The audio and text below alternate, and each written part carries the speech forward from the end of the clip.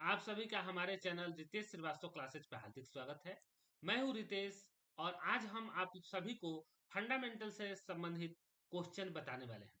तो चलिए चलते हैं अपने नॉर्मल स्क्रीन पे और देखते हैं आज कौन कौन से क्वेश्चन हमने आप सभी के लिए निकाले हैं, जो आने वाले समय में आपको सभी तरह के प्रतियोगी परीक्षाएं में काम आ सकती है। दूसरा, हमारा जो आरडी कंप्यूटर सेंटर चलता है उसमें जब ऑफलाइन एग्जाम होगा तो उसमें भी ये फंडामेंटल से रिलेटेड क्वेश्चन काम आ जाएंगे। तो हम आ गए हैं अपने नॉर्मल स्क्रीन पे और अब हम देखते हैं कि कौन कौन से क्वेश्चन है। पहला क्वेश्चन है, सबसे कॉमन प्रकार की स्टोरेज डिवाइसेज क्या है? सबसे कॉमन, तो इसमें आपको आएगा मैग्नेटिक। सबसे कॉमन प्रकार की स्टोरेज डिवाइस है मैग्नेटिक। दूसरा क्वेश्चन है, सीडी से आप क्या समझ सकते हैं, क्या समझते हैं? यानी सीडी यानी कॉम्पैक्ट डिस्क, तो हम पढ़ सकते हैं और लिख सकते हैं। सीडी से हम क्या कर सकते हैं? पढ़ सकते हैं या और लिख सकते हैं। अगला क्वेश्चन है, निम्न में से कौन सा ऑप्टिकल डिस्क का उदाहरण है? निम्न में से कौन सा ऑप्टिकल डिस्क का उदाहरण है? तो इसमें हम आपको बता देते हैं कि देखिए, निम्न में से ऑप्टिकल डिस्क का उदाहरण जो है वह हम आपको, जो ये क्वेश्चन है थोड़ा सा एडजस्ट कर लेते हैं। हाँ, तो ये है क्वेश्चन हमारा थर्ड नंबर और इसमें है डिजिटल वर्सटाइल डिस्क। ये जो है ऑप्टिकल डिस्क का ही एक एग्जाम्पल है। मैग्नेटिक डिस्क नहीं है, मेमोरी डिस्क नहीं है, ये सभी नहीं है। उसमें से एक डिवाइस है डिजिटल वर्सटाइल डिस्क। ये आपको क्वेश्चन का ये आंसर होगा थर्ड नंबर का। अब अगर हम फोर्थ नंबर क्वेश्चन की तरफ चले तो फोर्थ नंबर क्वेश्चन कहता है, कौन सी डिवाइस प्रोग्राम और डाटा के बीच का अंतर समझ सकती है? कौन सा डिवाइस प्रोग्राम और डाटा के बीच का अंतर समझ सकती है? तो इसमें हम कह सकते हैं कि प्रोग्राम और डाटा के बीच का अंतर मेमोरी नहीं समझेगी, इनपुट डिवाइस नहीं समझेगा, आउटपुट डिवाइस नहीं समझेगा। तो कौन सा होगा? Micro processor. अगला क्वेश्चन है कि कंप्यूटर की प्रमुख मेमोरी को कहा जाता है? यानी कि अगला, अगर हम क्वेश्चन के बारे में अगर हम बात करें तो यहाँ पर दिया है, अगला क्वेश्चन है डीवीडी का उदाहरण है। यानी कि इनमें से कौन सा डीवीडी का उदाहरण है? तो इनमें से डीवीडी का उदाहरण क्या है? तो यहाँ पर डीवीडी का अगर हम उदाहरण देखें तो हम ये पाएंगे कि इसमें डीवीडी का उदाहरण डिजिटल वीडियो डिस्क, डीवीडी का पूरा नाम होता है। और ये आउटपुट डिवाइस है कि हार्ड डिस्क है कि ऑप्टिकल डिस्क के है कि ऑब्जेक्ट डिस्क है? तो ये देखिए, डीवीडी का उदाहरण DVD digital video disc optical disc है एक तरह का। ठीक है, डीवीडी का उदाहरण आपको ऑप्टिकल डिस्क मैंने बताया। अब अगला है,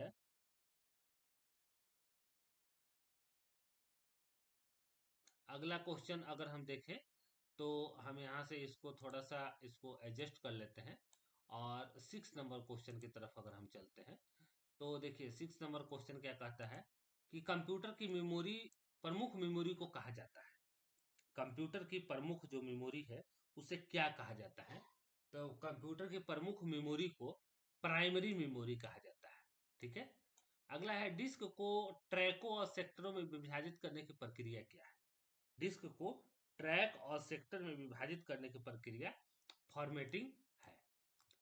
उसके बाद अगला क्वेश्चन है, निम्नलिखित में से क्या स्टोरेज डिवाइस का उदाहरण नहीं है? निम्नलिखित में से क्या स्टोरेज डिवाइस का उदाहरण नहीं है? तो अगर हम इस बारे में बात करें तो देखिए, रैम जो है स्टोरेज डिवाइस का उदाहरण नहीं है। ठीक है, क्योंकि फ्लॉपी डिस्क में डाटा स्टोर कर सकते हैं, हार्ड डिस्क में कर सकते हैं, कॉम्पैक्ट डिस्क में कर सकते हैं। लेकिन रैम में होता है कि बिजली गई तो उसकी स्टोरेज जो है वो खत्म हो जाती है। अगला है, फाइल सिस्टम अस्थायी रूप से संग्रहण में रहता है। ठीक है ना, फाइल सिस्टम अस्थायी रूप से संग्रहण में रहता है। तो ये देखिए, सेकेंडरी फाइल सिस्टम इसकी बात कर रहा है। डीवीडी क्या है? तो मैंने इससे पहले वाले क्वेश्चन में आपको बताया था, डिजिटल वीडियो डिस्क। अगला है, सीपीयू के लिए सामान्य गणित परफॉर्म करता है। सीपीयू के लिए सामान्य गणित परफॉर्म कौन सा डिवाइस जो है वो यह करता है? तो देखिए, इसके लिए मैंने बताया है आप लोगों को कि देखिए अर्थमेटिक एंड लॉजिक यूनिट, ये एलयू का पूरा नाम होता है। यह जो है ये आपको सीपीयू के लिए सामान्य गणित परफॉर्म करता है। अब हम अगले क्वेश्चन की तरफ चलेंगे, यानी क्वेश्चन नंबर 12 की तरफ।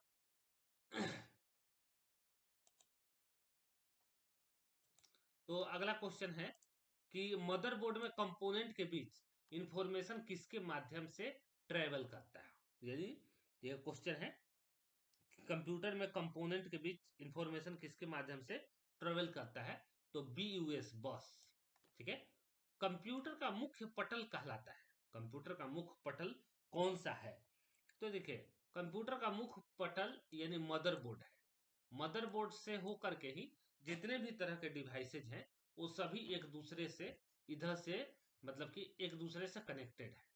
अगला है पीसी का पूरा नाम क्या है? तो देखिए पीसी का पूरा नाम लोग शौक से और बहुत स्टाइल में बोलते हैं पर्सनल कंप्यूटर। ठीक है ना, ये पीसी का पूरा नाम है। पी फोर पर्सनल, सी फोर कंप्यूटर। अब अगला क्वेश्चन की तरफ हम चलेंगे। तो अगला क्वेश्चन है 15 नंबर, एसेसरीज जिस स्थान पर सिस्टम यूनिट से जुड़ते हैं उसे क्या कहते हैं? तो देखिए भाई इसको तो हम लोग रिंग नहीं बोलेंगे, पोर्ट बोलेंगे। बस भी नहीं बोलेंगे, आईएस भी नहीं बोलेंगे। अब अगला क्वेश्चन है 16, कंप्यूटर में आईबीएम का पूरा नाम। तो आईबीएम का पूरा नाम इंटरनेशनल बिजनेस मशीन होता है। ये बहुत ही मतलब कि इंपॉर्टेंट क्वेश्चन है, हर तरह के एग्जाम में आता रहता है आईबीएम का पूरा नाम। अगला क्वेश्चन हम देखेंगे कि विशेष प्रकार के संगीत उपकरणों को साउंड कार्डों से कौन सा पोर्ट जोड़ता है? तो देखिए इसके लिए एम आई डी आई जो पोर्ट होता है वह जोड़ता है। अगला क्वेश्चन है 18 नंबर, संपूर्ण कंप्यूटर प्रणाली के लिए संप्रेषण नियंत्रण करता है।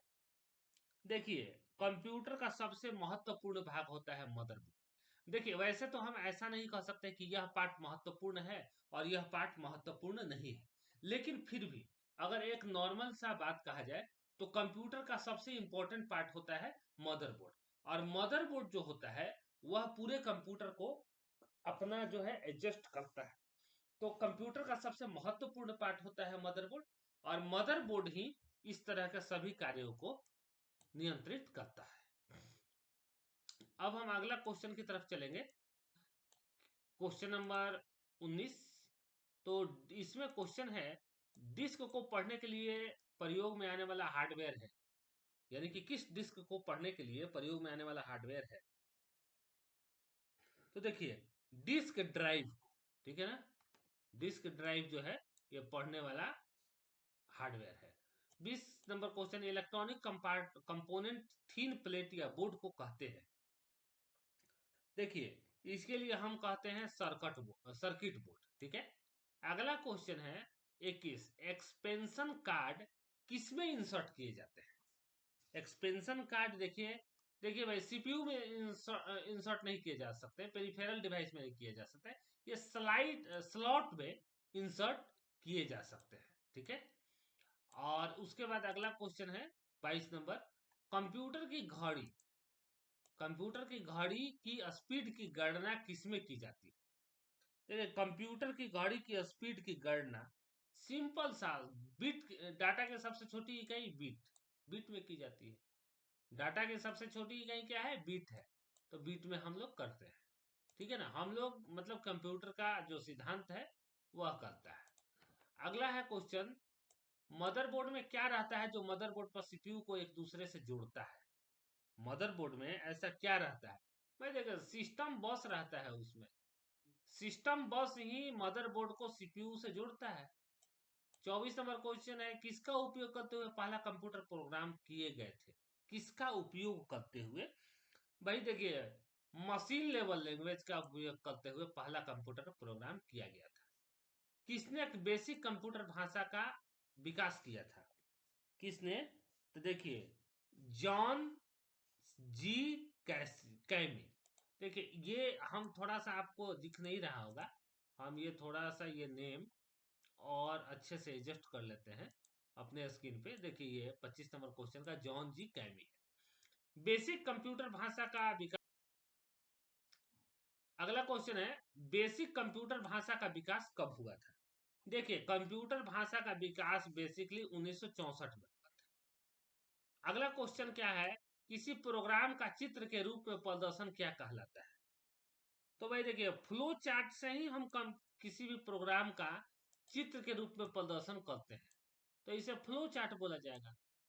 अगला क्वेश्चन है 28 नंबर। क्वेश्चन नंबर 28 क्या कहता है, निम्न में से कौन सी वैज्ञानिक कंप्यूटर भाषा है? निम्न में से कौन सी वैज्ञानिक और कंप्यूटर भाषा है? भाई देखिए, फोर्ट्रान जो है ये वैज्ञानिक और कंप्यूटर भाषा है, ठीक है ना। कंप्यूटर भाषा कोबोल किसके लिए प्रयोग की जाती है? ये भाई देखिए, कंप्यूटर भाषा जो कोबोल है वह वाणिज्यिक कार्य के लिए, ठीक है ना, इसमें हम प्रयोग कर सकते हैं, या व्यवसायिक कार्य के लिए। तो यहाँ पर व्यवसायिक ऑप्शन है, तो व्यवसायिक हम डाल दिए। अगला क्वेश्चन हम लोग देखेंगे, क्वेश्चन नंबर 30।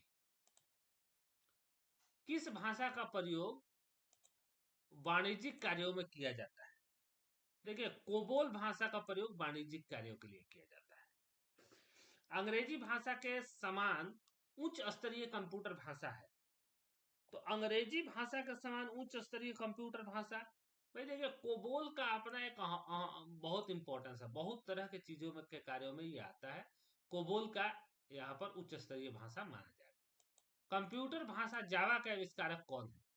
भाई देखिए, कंप्यूटर भाषा जावा के जो आविष्कारक है वो सन माइक्रोसॉफ्ट है, ठीक है ना, इन्होंने ही जावा को आविष्कार किया था, सन माइक्रोसॉफ्ट।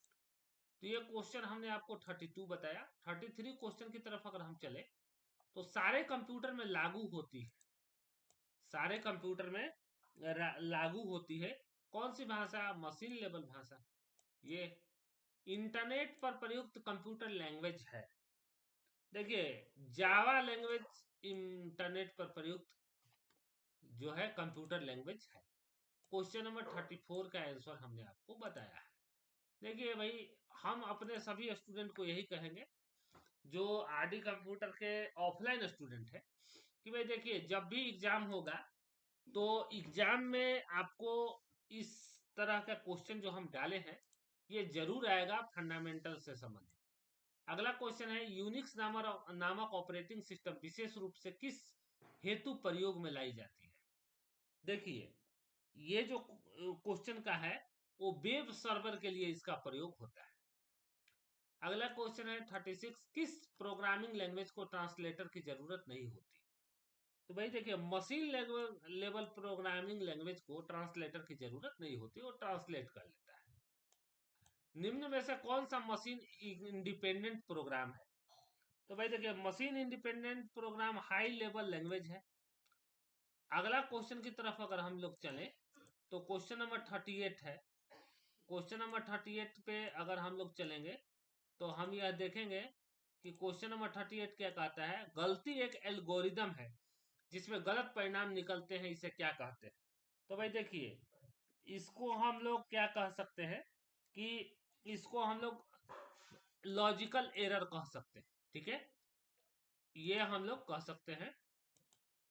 अगला क्वेश्चन की तरफ हम लोग चलेंगे, मशीन लैंग्वेज क्या प्रयोग करती है? तो देखिए, मशीन लैंग्वेज जो है न्यूमेरिकल कोड प्रयोग में लाती है, ये क्वेश्चन होगा, आंसर होगा। 40 क्या है, कंप्यूटर डाटा स्टोर और गणनाएं करने के लिए नंबर सिस्टम का प्रयोग करते हैं। तो भाई देखिए, कंप्यूटर डाटा स्टोर और गणनाएं करने के लिए हम लोग बाइनरी नंबर सिस्टम का प्रयोग करते हैं। तो हमने आप लोगों को 40 क्वेश्चन का तो आंसर बता दिया है। आपने सभी इंस्टीट्यूट के स्टूडेंट्स के, ऑफलाइन स्टूडेंट और जितने भी ऑनलाइन देख रहे हैं, सभी को हम कहेंगे कि भाई देखिए, ये सभी क्वेश्चन बहुत इंपॉर्टेंट है और आप लोग इसको एकदम पूरा देखिए, तभी समझ में आएगा। 41 नंबर क्वेश्चन देखते हैं, निम्नलिखित में से स्टोरेज का सबसे बड़ा यूनिट कौन है? भाई देखिए, स्टोरेज का सबसे बड़ा यूनिट, वैसे तो बहुत है, जियो बाइट तक है, लेकिन यहाँ पर टीबी पड़ेगा, क्योंकि किलो बाइट छोटा है, TB MB megabyte, GB gigabyte, तो ये सब छोटा पड़ जाएगा, टीबी पड़ेगा। बीट किसका लघु रूप है? बीट, ये क्वेश्चन नंबर 42 है। तो देखिए, बीट बाइनरी डिजिट कहता है, लघु रूप है। एक है, एक बाइट में कितने विकल्प होते हैं? एक बाइट में 8 विकल्प होते हैं। यह क्वेश्चन नंबर 43 है। अब अगला हम लोग चलेंगे क्वेश्चन नंबर 44 की तरफ। देखिए तो कंप्यूटर मेमोरी की सबसे छोटी इकाई क्या कहलाती है? तो कंप्यूटर मेमोरी की सबसे छोटी इकाई भाई बिट होती है। डाटा की ही सबसे छोटी इकाई बिट है, तो इसलिए हम कंप्यूटर इकाई सबसे छोटी बिट होगी। अगला है किसका बाइट मिलकर कितना बाइट मिलकर 1 किलो बाइट बनता है? ये भाई देखिए, जब भी ऐसा होता है तो 1024 आप मान लीजिए, 1024 बाइट मिल करके 1 किलो बाइट बन जाएगा। ठीक है ना। अब हम लोग चलेंगे 46 नंबर क्वेश्चन पे। तो 46 अगर कहते हैं तो बाइनरी नंबर प्रणाली में कितने अंक होते हैं? बाइनरी नंबर प्रणाली में कितने अंक होते हैं, ये क्वेश्चन है। तो भाई देखिए 2 अंक होता है बाइनरी नंबर प्रणाली में। अक्षरों तथा चिन्हों को बाइटों में स्टोर करने की विधि को क्या कहते हैं? ये 47 है। तो इसको कोडिंग सिस्टम कहा जाता है। ठीक है, इसको क्या कहा जाता है? कोडिंग सिस्टम कहा जाता है। अगला है कंप्यूटर में किसी शब्द की लंबाई किस में मापते हैं? तो कंप्यूटर में किसी शब्द की लंबाई बिट में मापते हैं। क्यों? क्योंकि डाटा की सबसे छोटी इकाई बिट है और बिट सबसे उपयुक्त है। अगला क्वेश्चन देखेंगे, एक लॉजिक गेट क्या है? लॉजिक गेट क्या है? तो देखिए लॉजिक गेट एक प्रकार का क्या है? सर्किट है, एक प्रकार का सर्किट है। 50 नंबर और आखिरी क्वेश्चन देखेंगे, कंप्यूटर पर इंफॉर्मेशन किस रूप में स्टोर किया जाता है? देखिए कंप्यूटर पर इंफॉर्मेशन डिजिटल डाटा के रूप में स्टोर किया जाता है। एनालॉग में नहीं किया जाता है, मॉडेम में नहीं किया जाता है, वाट्स में नहीं किया जाता है, डिजिटल डाटा के रूप में प्रयोग किया जाता है। तो दोस्तों जब हमने आपको इंफॉर्मेशन बताया, क्वेश्चन आंसर बताया, और अगर हमारा आपको वीडियो अच्छा लगता हो तो लाइक जरूर कीजिएगा, और बेल आइकॉन को आप यहाँ से प्रेस कर सकते हैं।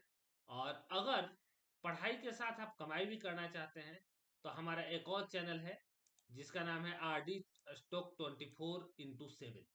इसको आप लोग खूब अपना बहुत सारा प्यार दे सकते हैं, जिसपे हम स्टॉक मार्केट से संबंधित जानकारी बताते हैं। तो मिलते हैं फिर अगले वीडियो में, तब तक के लिए